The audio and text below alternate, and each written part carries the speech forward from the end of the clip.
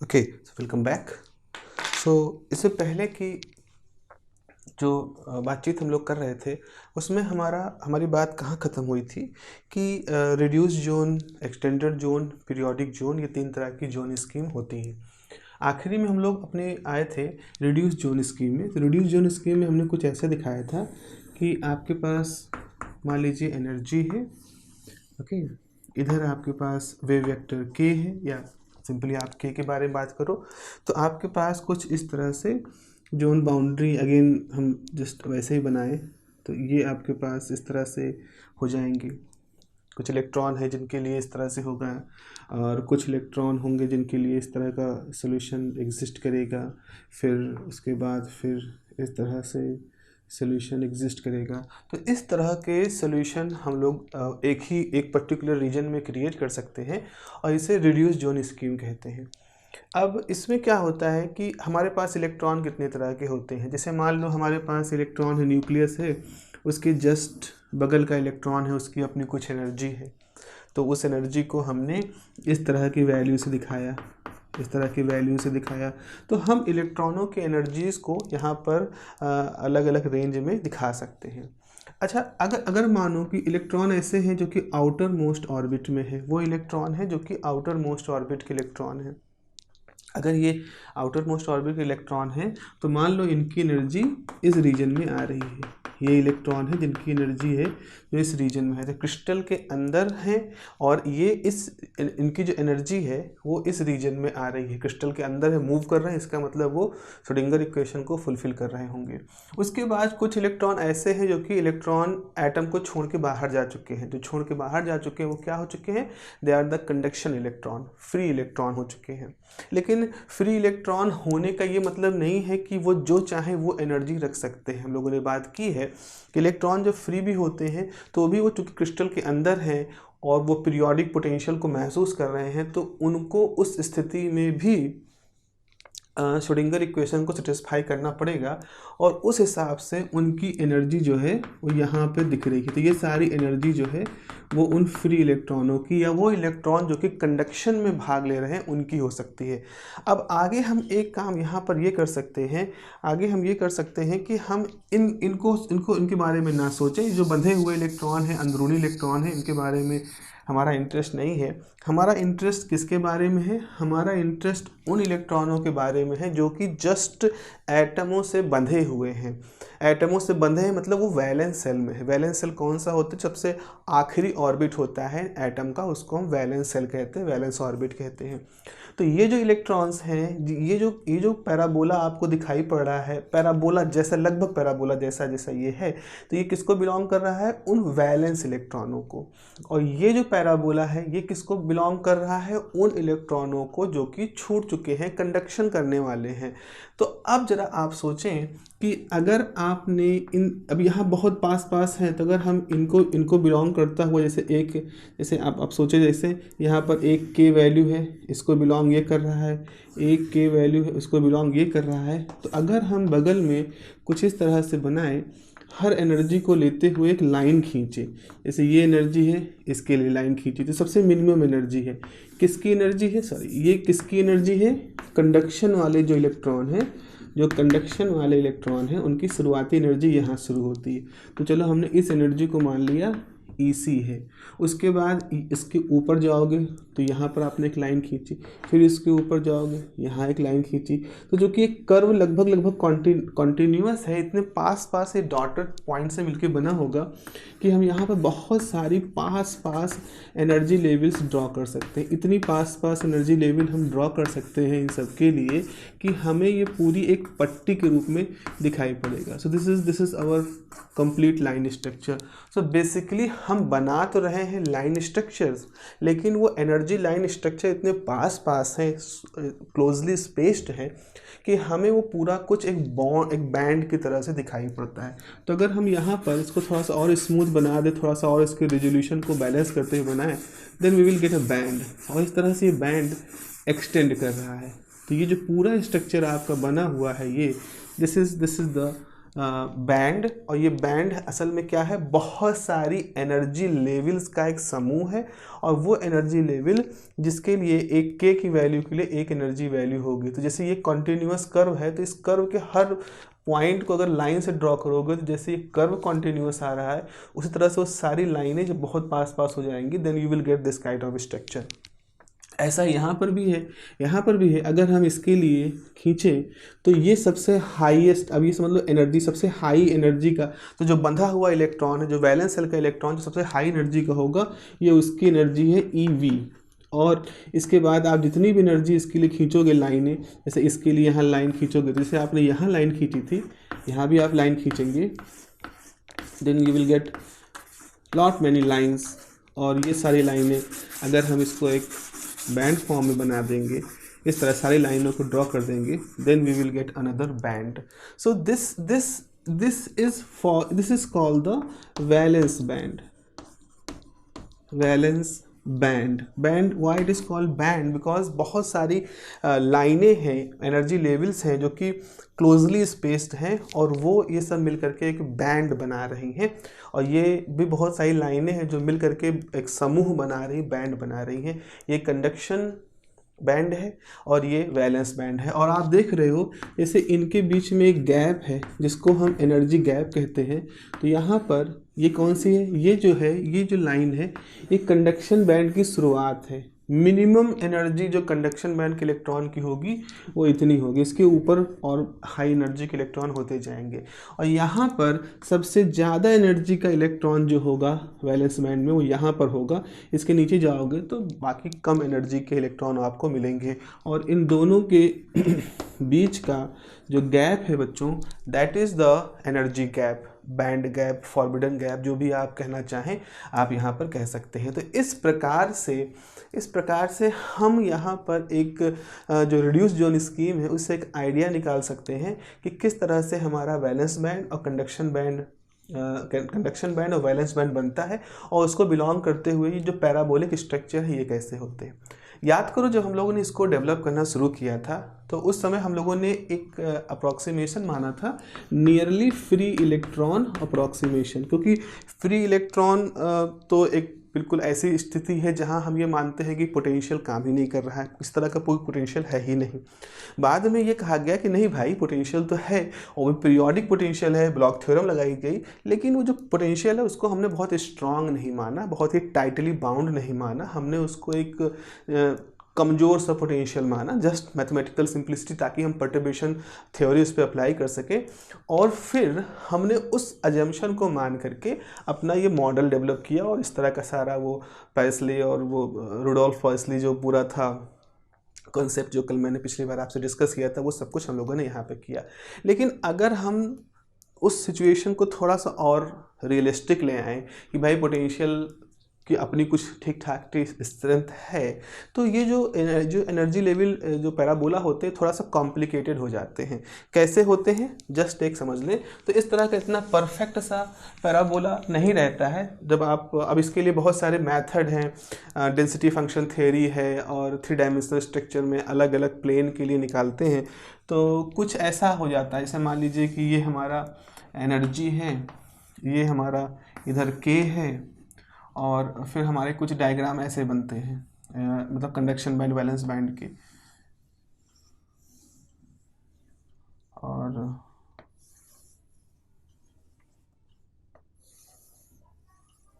इस तरह से, सॉरी ये तो बिल्कुल मैच ही कर गया, यहाँ पे कुछ इस तरह का ये है से। तो ये एनर्जी गैप आपको दिख रहा है। तो आप देख रहे हो कि ये जो आपके बन रहे हैं बैंड गैप, बैंड डायग्राम, उसमें ये कुछ ऐसा है कि हो सकता है एक पर्टिकुलर लोकेशन पर आपका ये हिस्सा पैराबोलिक बिल्कुल दिखाई पड़े। इवन ये तो अगर हम इसको कहें जर्मेनियम के लिए है, इसको हम मोटे मोटे तौर पर मान लें। अगर आप सिलिका के लिए बनाओगे, सिलिकन के लिए बनाओगे, तो सिलिकन के लिए कुछ ऐसा आ रहा है। जैसे मान लीजिए ये वैलेंस बैंड है, ये वैलेंस बैंड है, तो यहाँ पर कुछ ऐसा होता, इस तरह से ऐसा कुछ स्ट्रक्चर बन रहा है उसमें भी। फिर यहाँ पर कुछ ऐसा हो रहा है, यहाँ कुछ इस तरह से हो रहा है। तो इस तरह से हमारे बैंड डायग्राम दिखते हैं। एक्चुअल में जब हम नियर फील्ड अप्रॉक्सीमेशन लेते हैं या सूडो पोटेंशियल मेथड लेते हैं या और भी जो कई सारे डेवलपमेंटल टेक्निक हैं उनके थ्रू जब हम बैंड डायग्राम निकालते हैं किसी क्रिस्टल का, तो इस तरह के वेरिएशन निकलते हैं। अब हम जब जैसे सिलिका जर्मेनियम है, सिलिकन है, सिलिका है, जर्मेनियम है, हमने गैलियम आर्सेनाइड बना दिया, हमने इंडियम फास्फाइड बना दिया, हमने इस तरह से हाइब्रिड करके सेमीकंडक्टर बनाने शुरू किए, तो हमें उनका बदलाव कहाँ दिखाई पड़ता है? उनके बैंड डायग्राम में बदलाव दिखाई पड़ता है। और हम अपने हिसाब से अपने बैंड डायग्राम को उसी हिसाब से एडजस्ट करने की कोशिश करते हैं मेटलर्जी के थ्रू। यहाँ पर एक बहुत बड़ा अंतर आप देख रहे हो जो आपको यहाँ समझना है। अगर हम कह रहे हैं कि ये क्या है, अगर हम कह रहे हैं ये है वैलेंस बैंड, ओके, और ये क्या है? Conduction band. तो ये कंडक्शन बैंड की पॉइंट है, ये वैलेंस बैंड का पॉइंट है। इसको मैं ज़रा सा अलग से बना दूँ, थोड़ा जूम करके, इसको मैं अगर जूम करके बनाऊँ तो यहाँ पर कुछ ऐसा है कि वैलेंस बैंड का जो मिनिमा है ये कंडक्शन बैंड का मिनिमा है ना, ये कंडक्शन बैंड का मिनिमा है और ये जो है ये वैलेंस बैंड का मैक्सिमा है। आप बच्चों क्या देख रहे हो, एक के की वैल्यू है तो इसी के की वैल्यू पर वैलेंस बैंड का मैक्सिमा भी एग्जिस्ट कर रहा है और इसी के वैल्यू पे आगे बढ़ने पर आपको कंडक्शन बैंड का मिनिमा भी हो रहा है। यानी कि ये जो के वैल्यू है ये कंडक्शन बैंड के मिनिमा और वैलेंस बैंड के मैक्सिमा दोनों को बिलोंग कर रहा है। तो ऐसे मटेरियल जिनका बैंड डायग्राम इस तरह से होता है कि उनमें सेम के वैल्यू पर कंडक्शन बैंड का मिनिमा वैलेंस बैंड का मैक्सिमा होता है, ऐसे मटेरियल्स को, ऐसे पर्टिकुलर सेमीकंडक्टिंग मटेरियल को हम डायरेक्ट बैंड गैप मटेरियल कहते हैं। नाम बहुत सीधा सा है, डायरेक्ट इसलिए क्योंकि सेम के वैल्यू पर आपका कंडक्शन बैंड वैलेंस बैंड है और सीधे कंडक्शन बैंड है। अच्छा, के की वैल्यू क्या है? के को हम मोमेंटम से कह सकते हैं।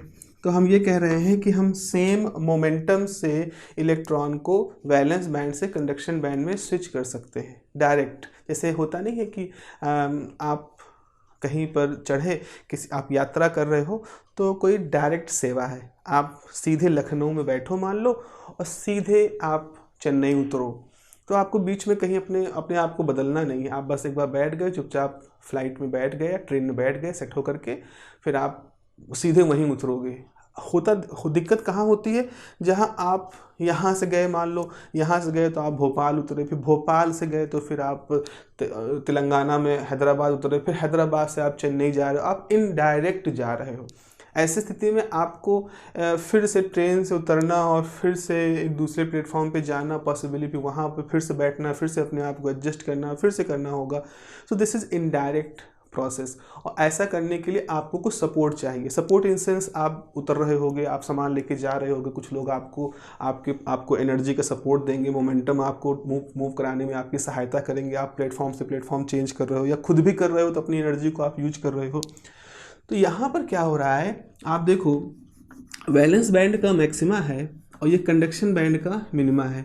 इलेक्ट्रॉन जो है, जब अगर वैलेंस बैंड से कंडक्शन बैंड में भेजना है हमें, तो पहले हम क्या करेंगे, पहले हम उसको इतनी एनर्जी देंगे, मतलब इस एनर्जी पर है, पहले इतनी एनर्जी देंगे और फिर के की वैल्यू में इतना चेंज करेंगे, इतना वैल्यू चेंज करेंगे तब इलेक्ट्रॉन जाएगा। तो पहले आपको उसी के वैल्यू पर इतनी एनर्जी की कमी पूरी करानी है इलेक्ट्रॉन की, और फिर इलेक्ट्रॉन को इतना मोमेंटम देना, बिकॉज यहाँ पर है ना इसका, तो आपको इतना मोमेंटम प्लस करना होगा, यानी कि इतना के वैल्यू बढ़ाने का मतलब इतना मोमेंटम इलेक्ट्रॉन को देना पड़ेगा।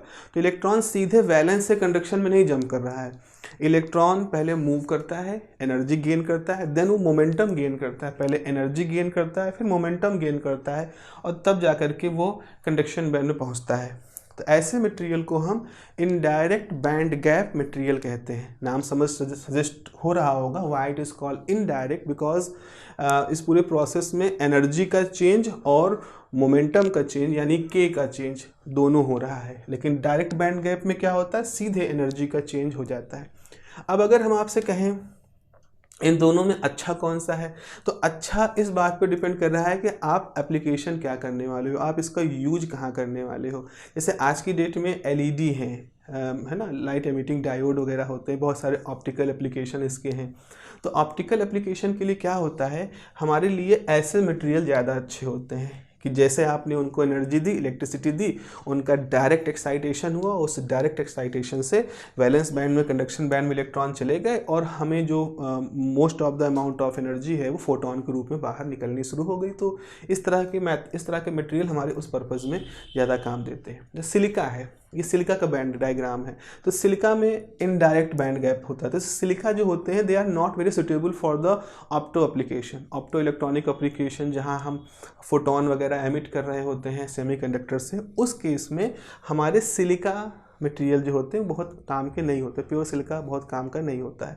तो हमने गैलिनियम आर्सेनाइड बनाते हैं, उसमें बहुत सारा केसेस है। आगे आप जब पढ़ोगे इलेक्ट्रॉनिक्स वगैरह में तो आप देखोगे कैसे कैसे उसमें मल्टीपल वैली वाले यहाँ पर सेमीकंडक्टर बनते हैं और फिर कैसे उसमें हम इलेक्ट्रिक फील्ड का चेंज करके स्विच करा सकते हैं। ये सब चीज़ें हैं जो वहाँ पर हम और भी डिस्कस कर सकते हैं। तो अभी इसके पहले, अब ये जब आपने समझ लिया तो अब हम एक और कॉन्सेप्ट यहाँ पर समझेंगे और वो कॉन्सेप्ट होगा इफ़ेक्टिव मास का, कि इफ़ेक्टिव मास क्या होता है इलेक्ट्रॉन का। इलेक्ट्रॉन जब सेमीकंडक्टर के अंदर चलता है तो उसका इफ़ेक्टिव मास क्या होता है। लेकिन उससे पहले आपको एक चीज़ और जाननी पड़ेगी, क्योंकि जब हम इफ़ेक्टिव मास कहेंगे तो हम इफ़ेक्टिव मास दो तरह के डिफाइन करेंगे, पॉजिटिव इफ़ेक्टिव मास, नेगेटिव इफ़ेक्टिव मास। अब मास तो वैसे तो हमने पढ़ा है पॉजिटिव होता है, लेकिन जब हम इफ़ेक्टिव मास को पॉजिटिव और नेगेटिव कहेंगे तो वहाँ पर एक नाम हमारे सामने आएगा कि वो नाम होगा होल का। What is hole? तो हम वहाँ बताएंगे कि भाई पॉजिटिव इफ़ेक्टिव मास इसका होता है, नेगेटिव इफ़ेक्टिव मास इसका होता है, इलेक्ट्रॉन के साथ कैसा इफ़ेक्टिव मास जुड़ा होता है, होल के साथ कैसा इफ़ेक्टिव मास जुड़ा होता है। तो वहाँ पर समझने के लिए सबसे पहले आपको ये मालूम होना चाहिए, इफ़ेक्टिव मास और पॉजिटिव नेगेटिव समझने से पहले ये मालूम होना चाहिए कि होल क्या होते हैं, होल कैसे क्रिएट होते हैं। तो अगला टॉपिक हम लोग जो पढ़ेंगे that is the concept of whole.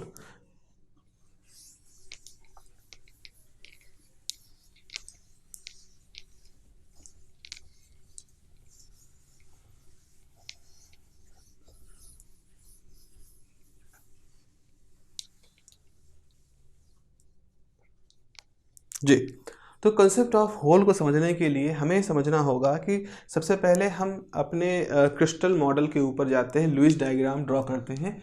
तो अगर हमने कहा कि हमारे पास एक सेमीकंडक्टर मटेरियल है जो कि प्योर है, या जिसको कि हम टेक्निकल भाषा में कहते हैं इंट्रिंसिक है। अगर हमारा इंट्रिंसिक सेमीकंडक्टर है, प्योर सेमीकंडक्टर है, तो इसका मतलब है उसके अंदर अगर ये सर्किल जो हैं ये सेमीकंडक्टर के एटम को बना रहे हैं, तो इनके बीच में जो बॉन्ड बने हैं ये बॉन्ड सारे परफेक्टली कनेक्टेड हैं, सारे बॉन्ड परफेक्टली इस्टेब्लिश्ड हैं। और दूसरी खास बात क्या है, इसमें जितने भी सर्किल बनाए हैं ये सर्किल सब एक ही तरह के एटम के हैं, मतलब ये सर्किल सब के सब सिलिका को रिप्रेजेंट कर रहे हैं। तो अगर हमने कहा सिलिका है तो ये सारे एटम जो हैं सिलिका के ही हैं, दे ऑल आर सिलिका। ठीक है, ये सब सिलिका है। और सिलिका जो सेमीकंडक्टर्स होते हैं वो क्या करते हैं, कार्बन की तरह अपने पड़ोस के एटमों के साथ एक एक इलेक्ट्रॉन की साझेदारी करते हैं, और साझेदारी करके इस तरह से वो अपना पूरा ऑक्टेन पूरा कर लेते हैं। ठीक है, ये है। आप देखो इस सिलिका को देखो, इसने अपने सभी पड़ोसियों के साथ एक एक इलेक्ट्रॉन की साझेदारी कर रखी है और इसने अपना इस तरह का स्ट्रक्चर बना रखा है। अब जब हम आइडियल कंडीशन की बात करते हैं तो हम यहाँ पर कुछ ऐसे अजम्पशन मान लेते हैं जो कि रियलिटी से दूर है, लेकिन फिर भी हमें मैथमेटिकल थोड़ी सी सहूलियत दे देते हैं। हम ये कहते हैं कि हमारा क्रिस्टल बिल्कुल प्योर है, मतलब उसके अंदर सारे के सारे आइटम सिलिका के हैं, उसमें कहीं कोई क्रैक नहीं है, कहीं कोई डिसलोकेशन नहीं है, कहीं कोई एज का मेल फंक्शनिंग नहीं है। Everything is very smooth, very ideal, very perfect. तो यहाँ पर क्या देख रहे हो, सिलिका के आइटम जो हैं वो अपने पड़ोसियों के साथ साझेदारी किए हुए हैं, अपना काम उनका ऑक्टेन पूरा हो चुका है।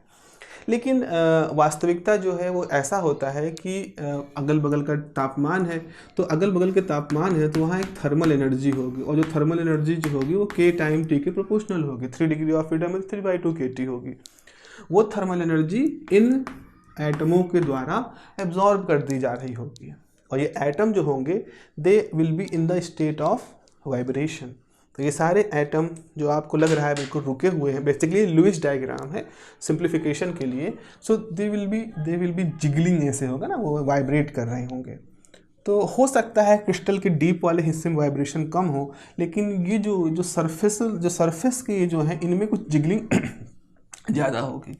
और इस जिगलिंग का पॉसिबल असर क्या हो सकता है कि सोचो एक एटम है, इधर से बंधा, इधर से बंधा, इधर से बंधा, इधर से बंधा, अब ये रास्ते में एकदम से जिगलिंग करने लगे, एकदम हिलने लगे, तो पॉसिबली है कभी ज़्यादा खिंच गया, इधर से कुड़ गया, इधर खिंच गया, इधर हो गया, इधर खिंच गया, तो क्या हो सकता है कि वो टूटने की संभावना उसकी रहती है, जैसे टूट जाए वो।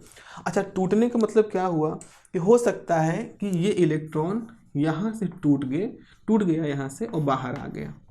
अब जब इलेक्ट्रॉन बाहर आ गया तो अगर हम इसका ऑर्बिटल मॉडल देखें तो हमारे पास ओवरलैपिंग ऑर्बिटल्स होते हैं। कुछ ऐसा होता होगा, आप लोगों को आइडिया होगा, जैसे सिलिका है तो सिलिका के आगे इस तरह से ऑर्बिटल्स होते हैं, इस तरह से ऑर्बिटल्स होते हैं ना, जो हम उसका पिरामिडल स्ट्रक्चर देखते हैं। तो ये जो ऑर्बिटल्स होते हैं ये ओवरलैप करते हैं दूसरे सिलिका के साथ में, ऐसे इधर कोई सिलिका के साथ में इसका ऑर्बिटल का ओवरलैपिंग है। तो जब इसमें वाइब्रेशन होना शुरू हो जाता है तो इनमें से किसी में से इलेक्ट्रॉन छिटक के बाहर निकल जाएगा। अब एक ऑर्बिटल खाली हो गया, वो जो ऑर्बिटल खाली हो गया उस खाली जगह को हम नाम दे देते हैं hole. Hole is just like hole, किसे कहीं से मिट्टी, मैदान में से मिट्टी निकाल के बाहर फेंक दो तो मिट्टी का ढेर अलग दिख रहा है और एक खाली जगह दिख रही है, तो खाली जगह इज़ लाइक अ गड्ढा है, होल है, और वो जो मिट्टी का ढेर है वो इलेक्ट्रॉन है। तो अगर मिट्टी का ढेर वापस से हम उस गड्ढे में डाल दें तो वो स्मूथ हो जाएगा, फिर ना आपको मिट्टी का ढेर दिखाई पड़ेगा, ना आपको गड्ढा दिखाई पड़ेगा, तो ना आपको इलेक्ट्रॉन दिखाई पड़ रहा है, ना आपको होल दिखाई पड़ रहा है। लेकिन अगर ऐसा नहीं है तो क्या होगा, ये इलेक्ट्रॉन बाहर घूम रहा है। अब जो कि एनर्जी पाई है, थर्मल एनर्जी इसको मिल गई, हल्का है इलेक्ट्रॉन एटमों से, तो इसको और ज़्यादा बेचैनी होगी उस इलेक्ट्रॉन की एनर्जी से, और ये इलेक्ट्रॉन यहाँ छिटकते ही इस क्रिस्टल के अंदर घूमने लगा। अब ये बच गई खाली जगह। अब ये खाली जगह पूरी कैसे होगी? तो यहाँ पर क्या होता है, यहाँ पर कई संभावना है कि हो सकता है, सपोज पॉसिबली यहाँ का कोई इलेक्ट्रॉन यहाँ से टूटे और वो भी उसी वजह से और जा करके यहाँ पहुँच जाए। तो ये ऐसा लग रहा है कि इलेक्ट्रॉन क्या कर रहा है, बैंड टू बैंड टनल कर रहा है। This is called the tunnelling. ये एक टनलिंग घटना है कि अंदर ही अंदर इंटरनली ही वो बैंड से बैंड में टनल कर गया, यहाँ चिटक के वहाँ चला गया। ये इलेक्ट्रॉन टूटा इसलिए नहीं कि घूमेगा बाहर, ये इलेक्ट्रॉन टूटा क्योंकि वो इस जगह पर पहुंच गया। अब इस क्वांटम मैकेनिकल टनलिंग के बहुत सारे रीजन हो सकते हैं। Again we are not going to detail in the quantum mechanical part, but this is the quite possible. या हो सकता है जैसे ये यहाँ घूमता घूमता कहीं घूम रहा होगा, ऐसे कोई घूमता घूमता यहाँ आ जाए, और जब घूमता घूमता यहाँ आ जाए तो इस खाली जगह पे आकर के उस ऑर्बिटल को ऑक्यूपाई कर ले और वो बॉन्ड फिर से क्रिएट हो जाए, क्योंकि खाली जगह इलेक्ट्रॉनों को अट्रैक्ट कर रही है, इलेक्ट्रॉनों को अपनी तरफ बुला रही है। इसीलिए इस खाली जगह या इस होल को हम पॉजिटिव नेचर कहेंगे, कि हमारा होल जो होता है वो पॉजिटिव नेचर का होता है। अब एक बहुत इंटरेस्टिंग बात समझो, हुआ क्या, मान लो यहाँ पर होल क्रिएट हुआ था, यहाँ पर खाली जगह है, ये ऑरेंज कलर का होल है, तुरंत यहाँ का इलेक्ट्रॉन यहाँ पहुँचा, जैसे इलेक्ट्रॉन यहाँ पहुँचा तो यहाँ इलेक्ट्रॉन बन गया, लेकिन ये जो खाली जगह थी वो यहाँ चली आई।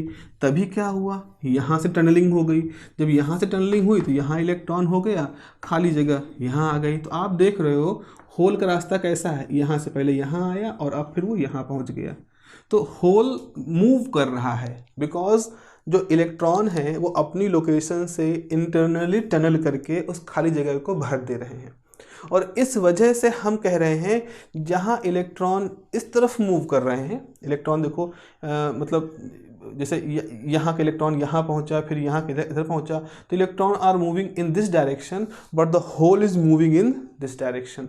तो आप कह सकते हो इलेक्ट्रॉन और होल का मोशन एक दूसरे के अपोजिट होता है।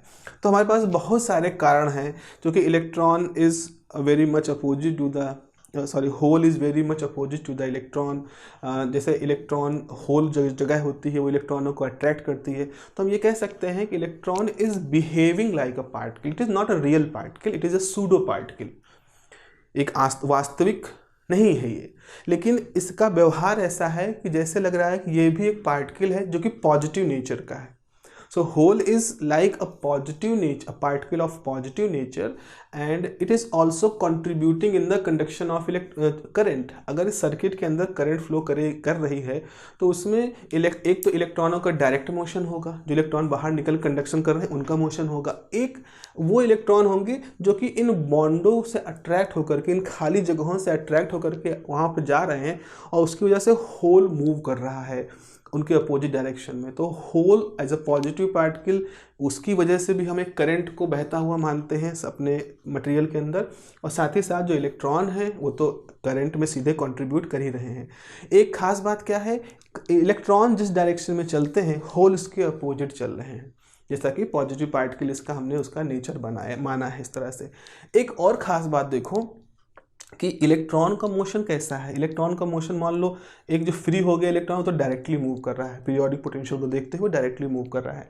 लेकिन जो होल हैं वो कैसे है, जैसे यहाँ से उठा होल, यहाँ इलेक्ट्रॉन गया, जैसे इलेक्ट्रॉन यहाँ पहुँचा खाली जगह यहाँ आ गई, फिर एक दूसरा इलेक्ट्रॉन था वो इसकी जगह पर आया तो खाली जगह यहाँ आ गई। तो it's is just like the frog jump. जैसे आप वो बचपन में बोरा रेस कभी खेले हो तो आप अपने आप को बोरे में भर लो और देन जंप करो, तो वहाँ पर आपका मोशन क्वांटाइज्ड है। आप एक जंप में जितनी दूर जा सकते हो उतना ही है, इट्स नॉट कंटिन्यूअस। फिर again you store the energy and then you again jump, आप बार बार जंप करते हो। तो एक व्यक्ति, अब उस रेस में क्या होता है, सोचो एक व्यक्ति की रेस हो रही है बोरे में, वो उसको बैठा दिया गया, वो बोरे से कूद रहा है और दूसरा सीधे दौड़ रहा है। तो इस बात की काफ़ी चांसेस हैं, आई होप आप इस बात को समझ पा रहे होंगे कि जो सीधे दौड़ रहा है वो जीतेगा बजाय उसकी जो कि जंप कर रहा है। तो होल का मोशन कैसे है, जो होल का मोशन ऐसा है कि इलेक्ट्रॉन फ्रॉग जंप कर रहा है।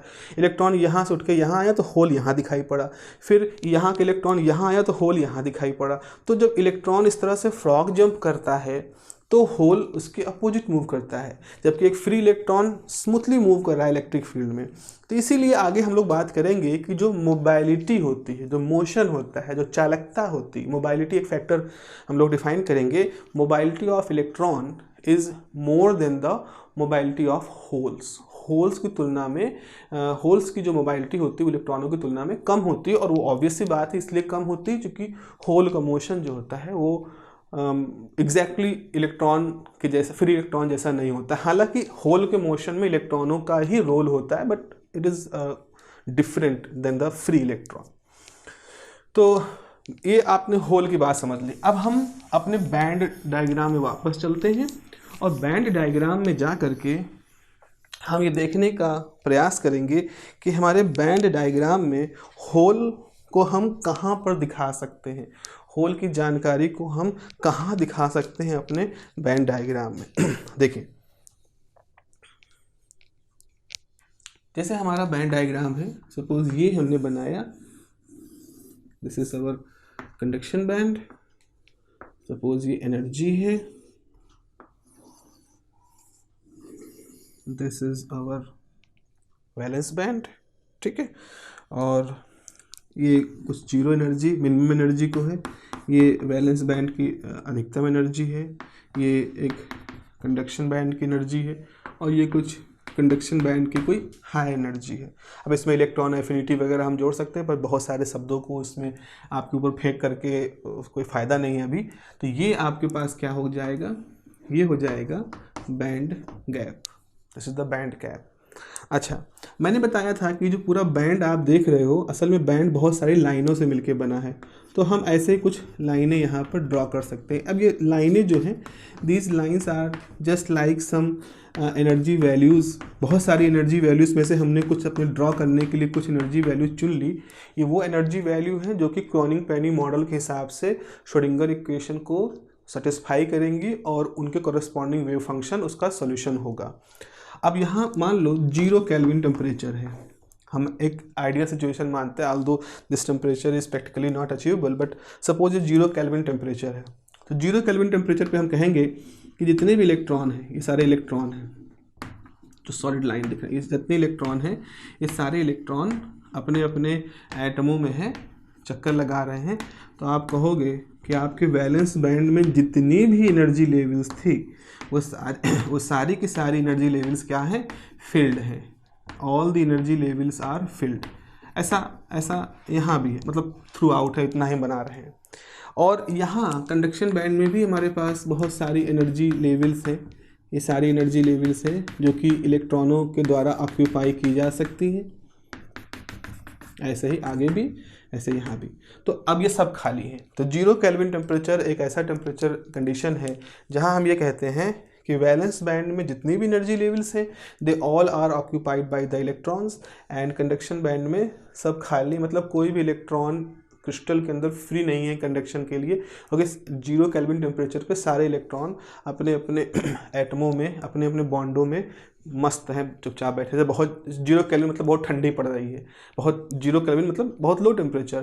तो आप सोच लो बहुत ठंडी पड़ गई अचानक से, मान लो जिस जगह का तापमान 5 डिग्री से कम नहीं होता, अचानक से वहाँ -15 हो गया। तो क्या हुआ, जितनी भी जन लोग हैं सब अपने अपने घरों में पैक हो गए, बिल्कुल लॉकडाउन जैसी कंडीशन आ गई। No one is free to move outside.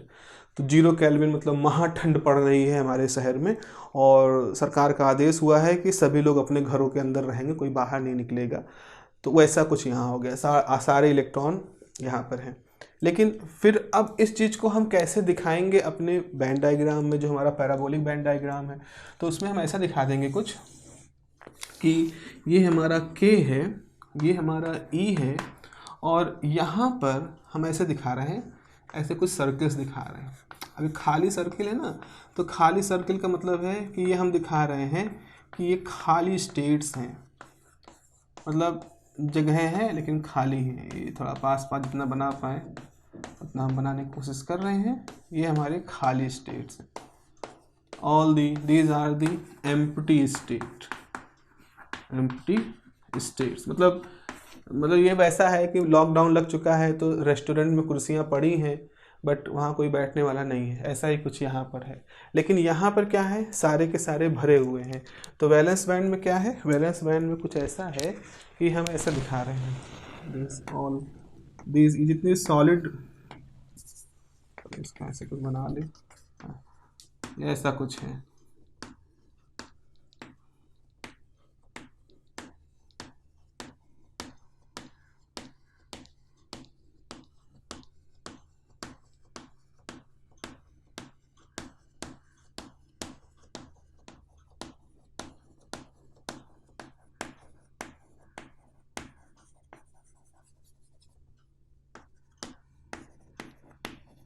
ऐसा कुछ है कि ये सब ये जितने लाल हैं ये सब भरे हुए हैं। तो जितने सफ़ेद गोले बने हैं they are the empty state, और जितने लाल गोले बने हैं they are the filled state. तो ये लाल गोले बनने का मतलब है यहाँ पर इलेक्ट्रॉन जो है वो फील्ड हैं। अच्छा, फिर क्या हुआ, तापमान थोड़ा सा बढ़ा, तापमान ऐसा हुआ कि टेम्परेचर जो है अब वो 0 केल्विन से बढ़ गया।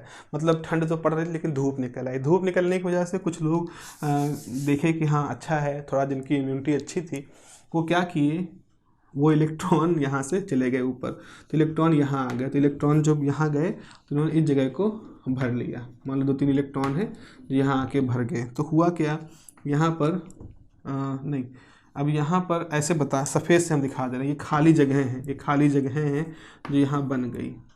ठीक है, ये ऐसा कुछ है, खाली जगहें बन गई। जैसे आप यहाँ देखो, जो खाली जगह है तो उनको वाइट से दिखाया है, जो भरी जगह है लाल से दिखाया है। तो ये वैसा ही कुछ है, खाली जगह है और ये इलेक्ट्रॉन यहाँ पहुँच गए हैं। तो ये इलेक्ट्रॉन इस तरह से हैं। तो अब यहाँ कैसे दिखाओगे, अब आप दिखाओ कि यहाँ से मान लो ये इलेक्ट्रॉन चला गया तो यहाँ एक खाली जगह है, ये इलेक्ट्रॉन चला गया तो ये खाली जगह है, ये इलेक्ट्रॉन चला गया तो ये खाली जगह है, और यहाँ पर ये इलेक्ट्रॉन भर गया, ये इलेक्ट्रॉन भर गया, ये इलेक्ट्रॉन भर गया। ये है कंडक्शन बैंड का लोअर वैल्यू, ये है वैलेंस बैंड की लोअर वैल्यू। तो इस तरह से आप देख रहे हो, ये जो खाली जगहें आपको दिख रही हैं, these empty state are called holes. लेकिन अब आप कहोगे सर ऐसा नहीं हो सकता कि ये भी होल कहे जाएं? हम नहीं, हम इनको होल नहीं कहेंगे। ये उपलब्ध जगहें हैं, लेकिन ये शुरू से भरी नहीं थी। इनको इलेक्ट्रॉन पहुंच सकता है, इलेक्ट्रॉन यहाँ जा सकता है, पर ये इलेक्ट्रॉन के लिए पहले से यहाँ इलेक्ट्रॉन भरे नहीं थे। अगर इसको ऐसे समझ लो, इसको ऐसे समझो, जैसे मान लो कि एक पिक्चर हॉल है, पिक्चर हॉल में 100 सीटें पड़ी हैं और 100 लोग उसमें बैठे हुए हैं। तो वो जो कुर्सियां हैं वो लोगों के बैठने के लिए थी। चारों तरफ कुछ बरामदे बने हैं, उसमें से किसी व्यक्ति का फ़ोन आता है या किसी वजह से वो क्या करता है, वहाँ से उठता है, कहाँ से, उन 100 कुर्सियों में से एक कुर्सी से उठता है और बरामदे से बाहर चला जाता है, बाहर टहल टहल के बात कर रहा है। तो अब क्या हुआ कि वो कहाँ बाहर घूम रहा है, लेकिन जहाँ घूम रहा है वहाँ पर वो कहीं भी घूम सकता है, किसी भी एनर्जी के साथ घूम सकता है, बट वो रहेगा उसी बरामदे के अंदर ही। लेकिन यहाँ पर उसकी खाली सीट दिखाई पड़ेगी। तो जो खाली सीट है, जो खाली ऑर्बिटल है, ये खाली सीट से मतलब वो ऑर्बिटल है, तो वो ऑर्बिटल जो यहाँ पर रखा हुआ है और ये ऑर्बिटल खाली दिख रहा है, वो सीट खाली दिख रही है। सो वो खाली सीट हम कहेंगे कि ये खाली सीट होल की जैसी है। अब आपको अगर आप सोचो, वो बरामदे में टहल रहा था, पूरे बरामदे में कहीं भी घूम सकता था, कहीं बैठने वाली जगह नहीं बरामदे में, कहीं भी घूम सकता था, किसी भी एनर्जी से घूम सकता था। लेकिन अब वो जब घूमने वहाँ से बात खत्म करके वापस से अगर वो अपनी सीट पे आके बैठ गया तो खाली सीट दिखना बंद हो जाएगी। लेकिन क्या आपको बरामदे में कोई खाली जगह दिखाई पड़ेगी? नहीं दिखाई पड़ेगी, क्योंकि बरामदा कभी भी बैठने के लिए तो था ही नहीं, वो तो सिर्फ घूमते हुए चलते हुए लोगों को ऑक्यूपाई करने के लिए था। वो खाली जगह थी जहाँ लोग चलते चलते, थोड़ा सा तेज चलते धीमे चलते हुए वहाँ रह सकते हैं। बट अगेन जब उनको आकर के कहीं बैठना होगा तो चेयर ही अवेलेबल होगी। तो यहाँ पर वो जो चेयर है जो खाली हो चुकी है किसी इंसान के उठने से, दैट इज़ द होल। लेकिन वो बरामदे में घूम रहा है तो बरामदे में ऐसी कोई जगह खाली नहीं हुई, वो तो उसने ऑक्यूपाई कर रखी थी चलते चलते और फिर वो आके बैठ गया। तो कंडक्शन बैंड का मामला ऐसा है। कंडक्शन बैंड उन सारी इलेक्ट्रॉनों की एनर्जी के समूह को है जो कि अपने एटम से टूट करके जब घूमेंगे तो घूमने के लिए क्रिस्टल के अंदर रह सकते हैं। इसकी अपर लिमिट ये है कि इतनी एनर्जी हो गई कि वो सरफेस को छोड़ के, सिलिका के सरफेस को छोड़ के बाहर चला जाए। लेकिन अगर बाहर नहीं जा रहा है, क्रिस्टल के अंदर है, तो क्रिस्टल के अंदर वो इसमें से किसी भी एनर्जी के साथ घूम सकता है।